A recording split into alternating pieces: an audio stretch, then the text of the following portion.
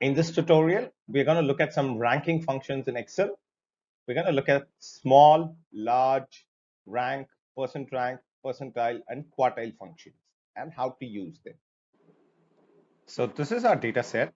Uh, this is a sales information for different products across different product groups. For today's tutorial, we're going to focus on units sold and total sales.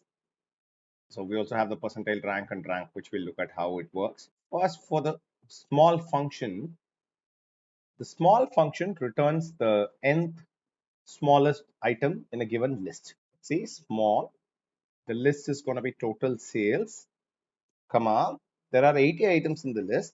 So we want the first or the smallest item in this list. So just 4300.8.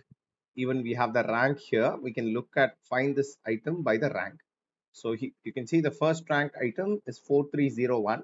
Here the smallest value, the first smallest value is 4300.8. Modify this 1 to 2 and see what happens. 7705.95.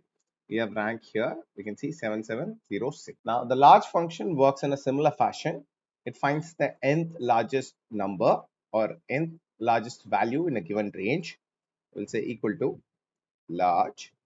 The range is going to be the same, comma, we'll select value as to we have 80 value, or we'll say the first largest value. What is the first largest value? 129095.5. So this value should have a rank of somewhere around 80. So you can see 129096. So 129095.5. So that's how the large function works. We can again validate this. Here we have set 2. So here we can say 79 and we will get the same value. Okay, now for the rank function, what the rank function does is it sorts in an ascending order or descending order and provides you a rank for a given value in a given list. Equal to rank number. What is the number we want to rank? So here we'll say we want to rank this value, comma, what is the reference list. In this list, order can be ascending or descending. We'll say descending for the moment. The rank for this value, the value in G2 is 61 in descending, and in ascending it's 20. We'll change this to ascending and see if it's 20. Yes. So the rank function will help you figure out what is the rank of a given row in the overall data set.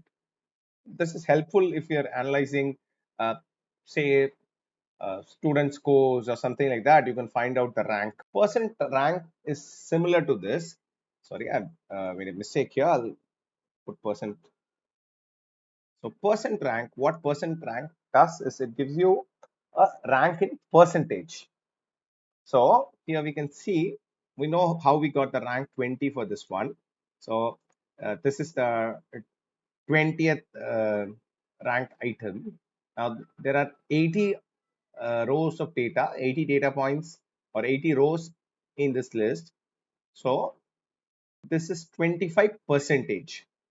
The 20th item, okay, is also the 25th percentage. In rank, you first give the value and then give the range. Here in percent rank, you first give the range. Let's say percent rank excluding the array, comma, the value. So once you put this to percentage, it becomes 25 percentage. So we use percent rank excluding. So there are two options in this function to exclude and include.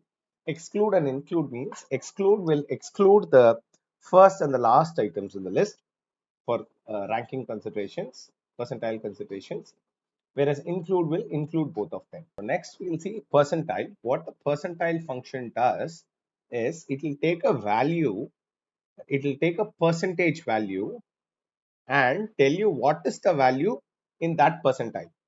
So this is going to do the reverse. Like for example, with for 18 to 21, we got 25 percentage as the percent rank value. Now, if I give it 25%, it will give me a value close to this, the reverse of percent rank. We'll say equal to percentile, exclude. So what is the array we have? The array is this. What is the value we are interested in? 25. So you can see it's giving 18,102.47, which is very close to 18,221. So this value is in the 25th percentile. Quartile. What is a quartile? Any range of values can be divided into 5 quartiles. So here the quartile will help us uh, figure out what is the value which separates every quartile. We can say equal to quartile will include array. This is the array we want. This is the list we want, comma. So you can see 0 is the minimum value. 1 is the first quartile or the 25th percentile value. 2 is the median value, which is the middle value. 3 is the third quartile value. 4 is the maximum value. So we'll say for this case, we'll say 1 and see what happens. You can see that 18,271, which is again similar to the 25th percentile. That is how you can find a quartile. Hope this tutorial was useful. Please use the comments to share your feedback. Thank you.